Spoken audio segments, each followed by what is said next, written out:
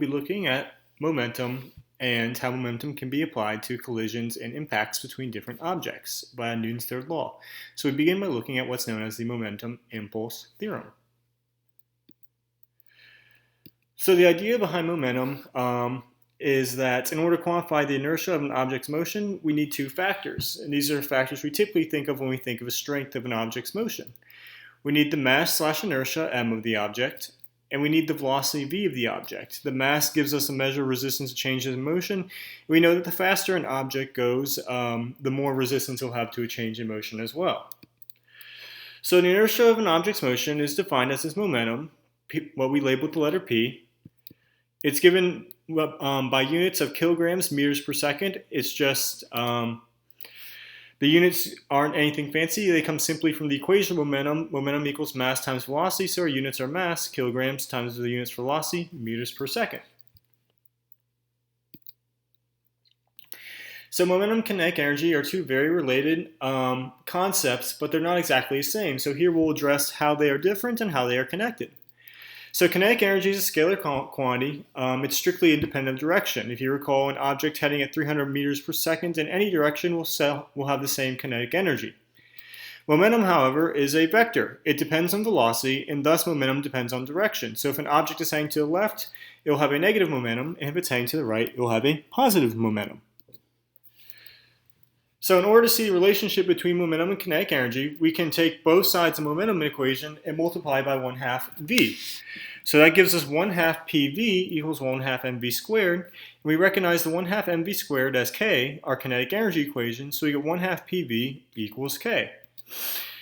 Now, what we can do is that we can recognize that p equals mv, then v equals p divided by m. So we're going to substitute v equals p divided by m, our momentum divided by mass, in for the velocity.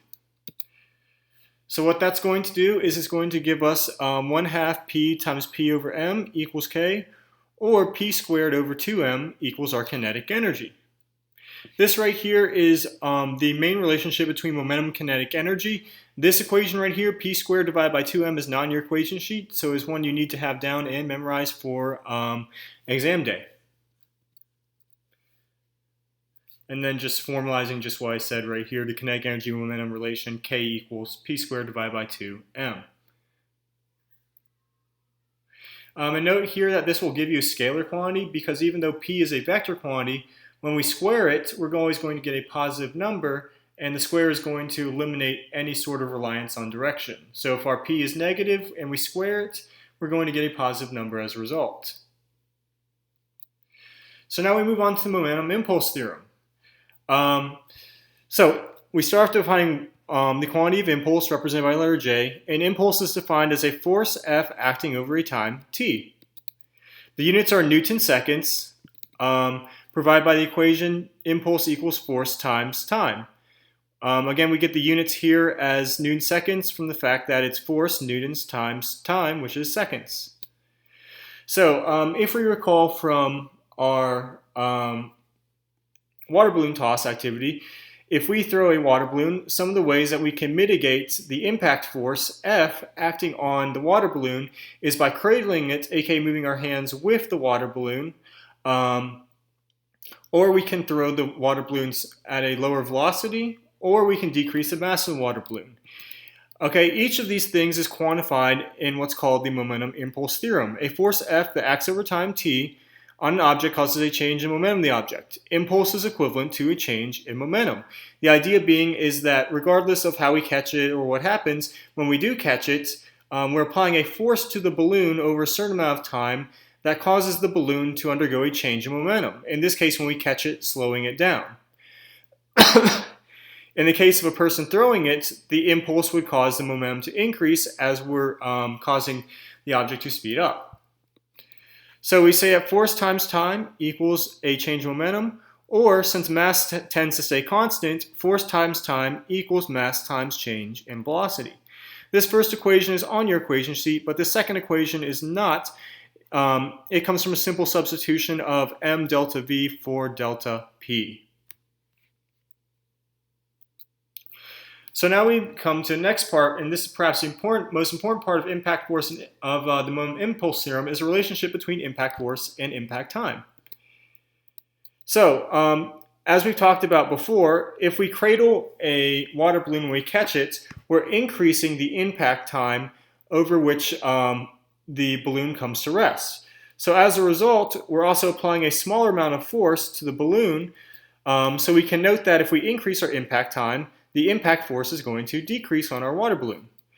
Likewise, our impact force would subsequently increase in the case that we don't cradle it and we just catch the balloon straight on. In that case, we're decreasing the impact time, which subsequently causes our impact force to subsequently increase. So right here we can see a relationship between impact force and impact time for a given change in momentum, delta p. So for a given change in momentum, delta p in a scenario, there's an inverse relationship between impact time t and impact force. As the duration of the impact increases or decreases, the force of the impact decreases or increases. Some applications of this that we see in everyday life are in cars, what we call crumple zones.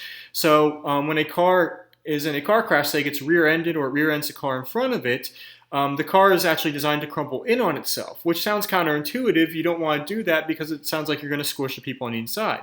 But the idea is when you allow the car to crumple in on itself, you're increasing the impact time with the car in front of you or the car behind you, thus subsequently causing the impact force on the people inside of the car to decrease, keeping them safer.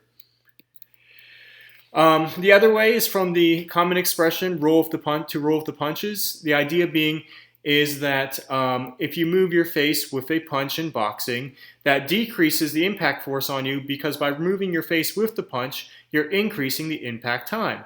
Likewise, if you throw your face into a punch, that's creating a very small time of collision, which causes a subsequently large increase in impact force.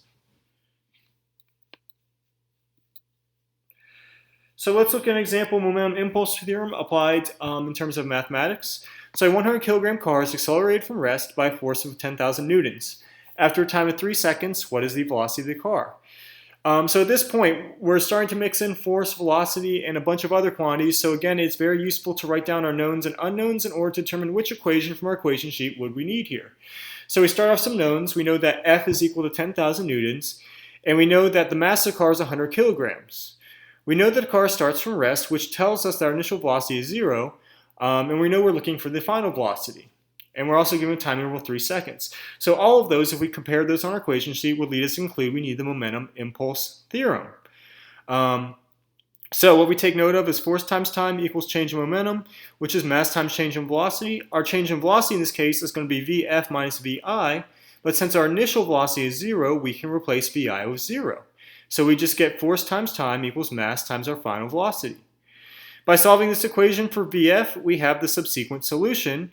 Force times time divided by mass equals final velocity. So we get 10,000 newtons times 3 seconds divided by 100 kilograms equals our final velocity, or 300 meters per second, which is a ridiculously fast speed for a car. Lastly, we look at how to find impulse from a force versus time graph. Well, excuse me, not lastly, second to last, the penultimate slide, I suppose.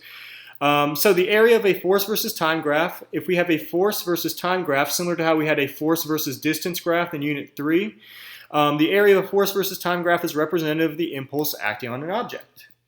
So the area is base times height, which is going to be force times our time interval, which is equal to our impulse. So the same way that the area of a force versus distance graph gives us the work done by an object, the area of a force versus time graph gives us the impulse provided on an object. So for example, right here, from 0 to 4 seconds, we have a triangle. So we have a height of 4 newtons and a delta t of 4 seconds. So that'd be 1/2 4 newtons times 4 seconds, plus this rectangular part right here, where we have delta t is 1 second, and we have a height of 4 newtons, so we have 4 newtons plus 1 second, which gives us that the impulse acting on an object in this specific case would be 12 newton seconds. Lastly, we look at how to find force from a momentum versus time graph.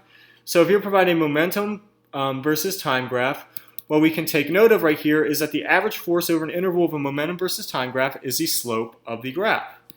The idea being is that if we solve the momentum impulse theorem equation for force, we're going to get that net force equals a change in momentum of an object divided by its change in time, which is rise over run from a momentum versus time graph. So the net force acting on an object is equal to the slope of momentum versus time graph.